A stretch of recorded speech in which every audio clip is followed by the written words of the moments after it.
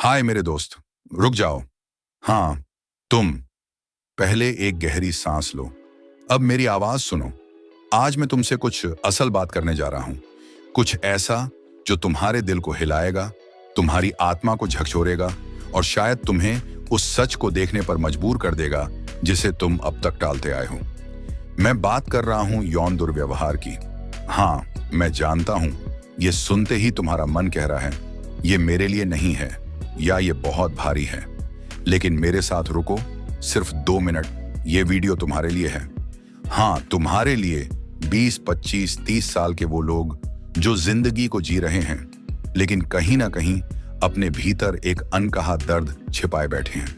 या शायद तुम किसी ऐसे को जानते हो जो इस दर्द से गुजर रहा है। मैं वादा करता हूं, अगर तुम इस वीडियो के साथ बने रहे तो तुम सिर्फ दर्द की कहानी नहीं सुनोगे, तुम एक ऐसी ताकत पाओगे जो तुम्हें या किसी और को उस अंधेरे से बाहर निकाल सकती है। तो अपने फोन को लॉक करो, हेडफोन्स लगाओ और मेरे साथ इस यात्रा पर चलो, क्योंकि ये सिर्फ एक वीडियो नहीं है, ये एक जागने की पुकार है। देखो, यौन दुर्व्यवहार कोई पुरानी फिल्म का सीन नहीं है जो सिर्फ किताबों में या न्यूज में होता है।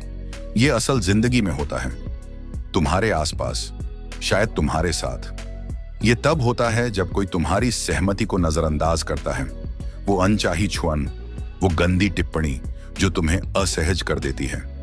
वो पल जब तुम्हें लगता है कि तुम्हारी आवाज, तुम्हारी ताकत, तुम्हारा वजूद सब छीन लिया गया। और ये सिर्फ शारीरिक नहीं है, ये वो बातचीत भी है जो तुम्हें अंदर से तोड़ देती है। वो मैसेज, वो लुक, वो मजाक जो मजाक नहीं है। ये वो दर्द है जो तुम्हें रात में जगा देता है और तुम सोचते हो, क्या मैंने कुछ गलत किया था? स्पष्ट बात, तुमने कुछ गलत नहीं किया। ये दर्द तुम्हारी गलती नहीं है। इसे अपने दिमाग में बिठा लो। जब कोई इस दर्द से गुजरता है तो वो सिर्फ एक पल नहीं होता, वो एक तूफान बन जाता है। मैंने एक दोस्त से बात की थी, कहूंगा जैक। वो 27 साल का है, न्यूयॉर्क में रहता है। बाहर से देखो तो कूल, कॉन्फिडेंट, इंस्टा पर मस्ती करता हुआ, लेकिन अंदर वो टूटा हुआ था। कॉलेज में एक प्रोफेसर ने उसका फायदा उठाया, सिर्फ एक बार, लेकिन वो पल उसकी जिंदगी में हर जगह था। वो कहता था, मुझे लगता था मैं कमजोर हूं। मैंने सोचा मैं मर्द हूं, मुझे तो ये सब हैंडल करना चाहिए। लेकिन सच ये है, दर्द किसी को नहीं छोड़ देता। वो तुम्हें शर्मिंदगी देता है, वो तुम्हें अपराध बोध देता है।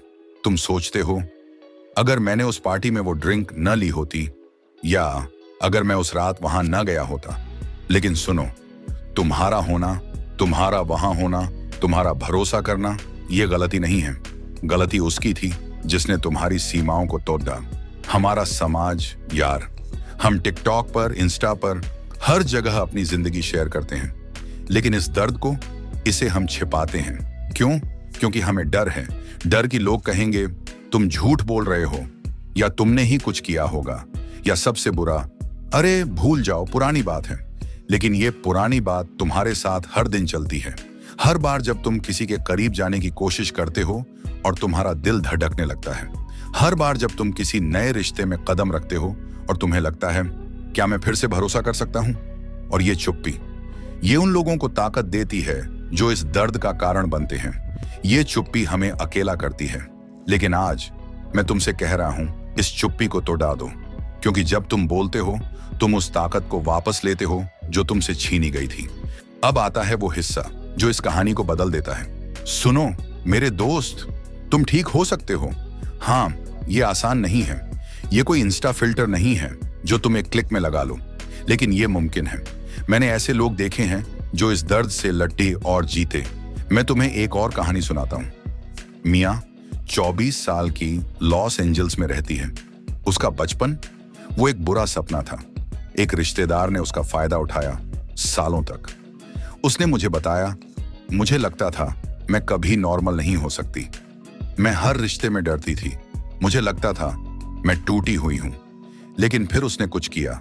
उसने एक थेरेपिस्ट से बात की, उसने एक सपोर्ट ग्रुप ज्वाइन किया, उसने योग शुरू किया, अपनी कहानी लिखी और धीरे धीरे उसने खुद को वापस पाया। आज मिया एक आर्टिस्ट है। वो अपनी पेंटिंग्स में अपने दर्द को रंगों में ढालती है। वो कहती है, मेरे घाव मेरी ताकत है। वो मुझे याद दिलाते हैं कि मैं कितनी स्ट्रांग हूं। तुम भी ऐसा कर सकते हो। कैसे? पहला कदम, अपने दर्द को स्वीकार करो। ये हुआ, ये असल है और ये ठीक है कि तुम दुखी हो। दूसरा कदम, किसी से बात करो, एक दोस्त, एक थेरेपिस्ट या कोई हॉटलाइन। तुम्हारी आवाज को सुनने वाला कोई ना कोई है। तीसरा कदम, खुद को वक्त दो। ठीक होना कोई रेस नहीं है, ये एक जर्नी है और हर कदम तुम्हें तुम्हारी ताकत के करीब ले जाता है। ये वीडियो सिर्फ यौन दुर्व्यवहार की बात नहीं कर रहा, ये तुम्हारी ताकत की बात कर रहा है। तुम वो इंसान हो जो इस दर्द से बंधा है। तुम वो आग हो जो अंधेरे में भी जलती है। तुम वो कहानी हो जो अभी खत्म नहीं हुई। तुम्हें लगता है कि तुम टूट गए हो। नहीं मेरे दोस्त, तुम टूटे नहीं, तुम बन रहे हो।